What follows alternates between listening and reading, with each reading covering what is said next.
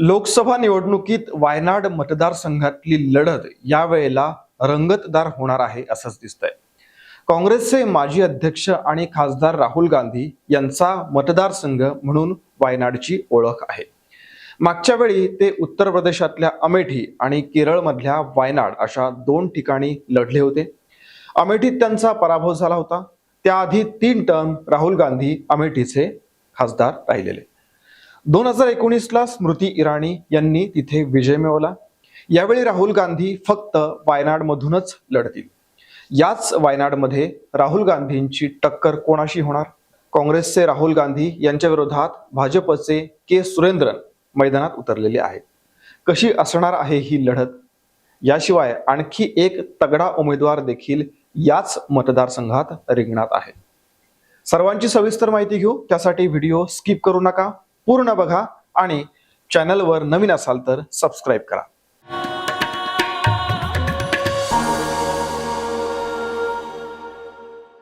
काँग्रेस खासदार राहुल गांधी यांच्या विरोधात भारतीय जनता पक्षाचे प्रदेशाध्यक्ष के सुरेंद्रन निवडणूक लढवणार आहेत. केरळमधल्या ज्या 4 जागा घोषित करायच्या बाकी होत्या त्या भाजपनं जाहीर करून टाकलेल्या आहेत. आता भाजपच्या या घोषणेमुळे वायनाड मधली निवडणूक चुरशीची होणार आहे असं दिसतंय.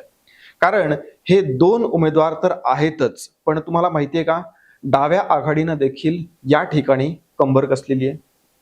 ॲनी राजा याच मतदारसंघातून निवडणूक लढवणार आहे. वायनाडसह एर्नाकुलम आणि कोल्लम मतदारसंघातली नावं देखील भाजपनं जाहीर केलेली आहेत. एर्नाकुलम मधून KS राधाकृष्णन यांना तिकीट देण्यात आलेलं आहे. राधाकृष्णन हे श्री शंकरा संस्कृत विद्यापीठाचे माजी कुलगुरू आहेत. तर कोल्लम मतदारसंघातून अभिनेते G कृष्णकुमार लढणार आहेत. उत्तर पलक्कड जिल्ह्यातल्या ओलातूर कोण लढवणार आहेत? तर TN सरसू यांनी सरकारी महाविद्यालयामध्ये प्राचार्य म्हणून काम केलेलं आहे. भाजपनं ही जी काही नावं जाहीर केली त्यातून एक बाब स्पष्ट होते, ती अशी की केरळमध्ये मागच्या अनेक वर्षांपासून काँग्रेस आणि CPIचं वर्चस्व राहिलेलं आहे. याच प्रभुत्वाला शह देण्याचा प्रयत्न केला गेलेला आहे. भाजपनं याआधी 12 जागांसाठी उमेदवार घोषित केले होते.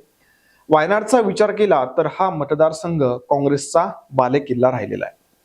2019 आणि 2014ला इथून काँग्रेसचे MI शानवास हे निवडून आलेले होते. तर 2019 मध्ये राहुल गांधी यांनी विजय मिळवला होता. वायनाडमध्ये मागच्या 2 लढती पाहिल्या तर क्रमांक 1 वर काँग्रेस आणि 2 वर CPI राहिलेली आहे. 2014ला सत्यन मोकेरी तर 2019ला PP सुनीर यांचा काँग्रेसच्या उमेदवारासोबत सामना झाला होता. आता यावेळी CPIच्या ॲनी राजा या ठिकाणी निवडणूक रिंगणात असतील. तर भाजपनं देखील या ठिकाणी आता एंट्री घेतलेली आहे.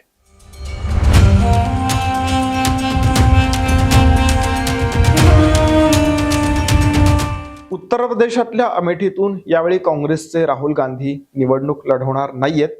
अमेठीमध्ये जसा त्यांचा पराभव झाला त्याची पुनरावृत्ती वायनाडमध्ये होईल अशी प्रतिक्रिया सुरेंद्रन यांनी दिलेली आहे. राहुल गांधी वायनाडमधून 2019च्या लोकसभा निवडणुकीत 4 लाखांहून जास्त मताधिक्यानं निवडून आले होते. सुरेंद्रन यांचा मात्र 2019 मध्ये पराभव झाला होता. वायनाडवासीय विकासाच्या प्रतीक्षेत इथल्या नागरिकांच्या अपेक्षा पूर्ण करण्यात राहुल गांधी हे पूर्णपणे अपयशी ठरलेले आहेत. त्यामुळे त्यांचा पराभव यावेळी निश्चित आहे अशी प्रतिक्रिया सुरेंद्रन यांनी दिलेली आहे.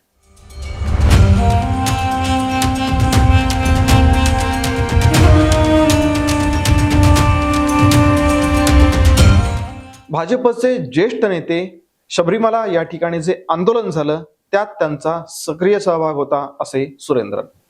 सध्या ते भाजपचे केरळमधले प्रदेशाध्यक्ष आहेत.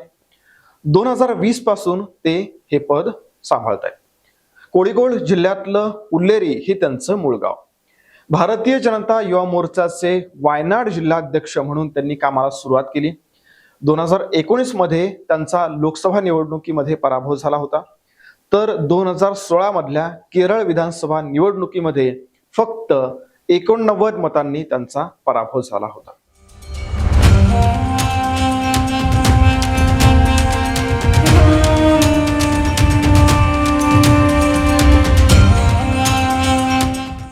अमेठी मतदारसंघ हा एक चर्चेचा विषय आहे.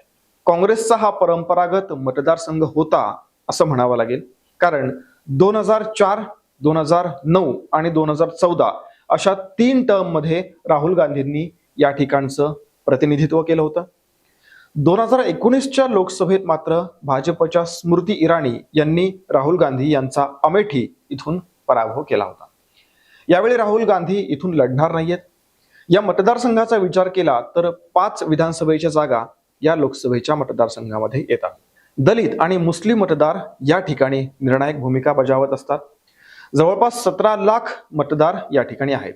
यात सरासरी 34% ओबीसी, 26% दलित, 20% मुस्लिम, 12% ठाकूर आणि इतर, तर 8% ब्राह्मण मतदार आहेत.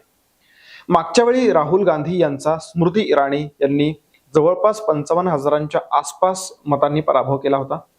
यावेळी काँग्रेस कशा पद्धतीनं रणनीती आखतं यावर उमेदवाराचा विजय अवलंबून असणार आहे. हा व्हिडिओ आवडला असेल तर लाईक करा, शेअर करा, चॅनलला सबस्क्राईब करा. तुमच्या प्रतिक्रिया देखील आमच्यासाठी महत्त्वाच्या आहेत, त्यामुळे कमेंट नक्की करा. आमच्या फेसबुक, एक्स आणि इंस्टाग्राम पेजला फॉलो करायला विसरू नका. धन्यवाद.